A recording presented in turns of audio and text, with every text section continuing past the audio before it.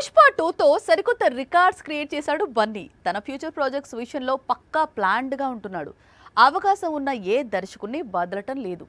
ఇదే ఇప్పుడు ఒక బాలీవుడ్ డైరెక్టర్కి జాక్పాట్లా మారింది. సౌత్ స్టార్తో సినిమా చేయాలనే తన కోరిక నెరవేర్చేలా కనిపిస్తోంది. పుష్ప 2తో సెన్సేషన్ క్రియేట్ చేశాడు అల్లు అర్జున్. 1800 కోట్లకు పైగా వసూళ్లు రాబట్టి ఇండియా నంబర్ 1 హీరోగా అవతరించాడు.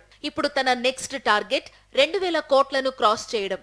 అందుకే బాలీవుడ్ డైరెక్టర్స్ పై ఫోకస్ పెంచాడు. రీసెంట్ గా ముంబై వెళ్లి సంజయ్ లీలా భన్సాలీని కలిసి వచ్చాడు.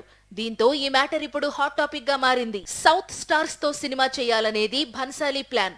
ఇప్పటికే తెలుగు, తమిళ హీరోలతో చర్చలు జరిపాడు. కానీ ఏదీ వర్కౌట్ కాలేదు.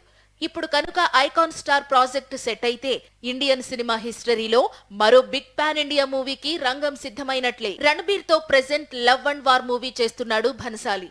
2025 డిసెంబర్లో ఈ సినిమా రిలీజ్ కానుంది. బన్నీ కూడా త్రివిక్రమ్ తో ఓ మూవీ ప్లాన్ చేశాడు. ఆ తరువాత సందీప్ రెడ్డి వంగాకి కమిట్ అయ్యాడు.